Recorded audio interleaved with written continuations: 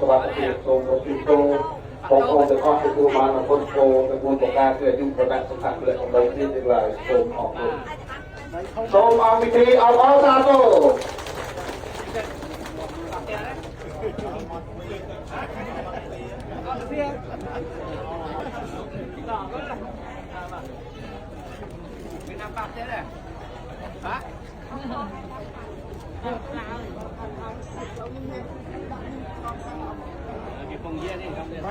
ไม่จัดการอะไรวะพ่อใช่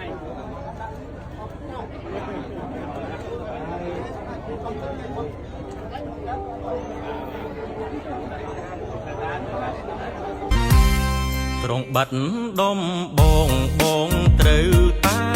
ឈ្នះម្ចាស់ជ័យជំនះរំដួលបី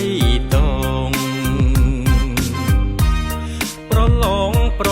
ណាំងក្រុងអាស៊ានផងមិនអើយនួនឡងខកបំណងឡើយបជាកំឡុងក្រុងបាត់ដំបងរកអូនស្ម័គ្របងគ្មានចិត្តព្រួលប្រា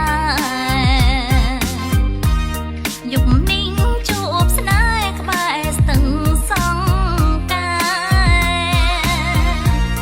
អូនចាំប្រុងស្នេហ៍ម្លប់ដងទី10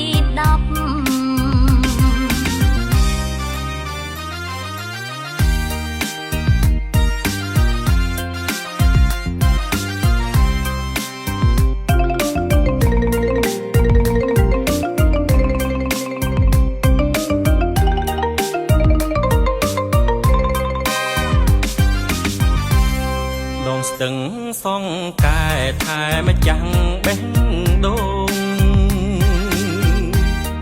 នៅក្នុងចិត្តបងសែនរំភើបក្រៃល្ងាចនេះយកឈ្នះបំពេញចិត្តស្រីសូមស្រស់ចរណៃ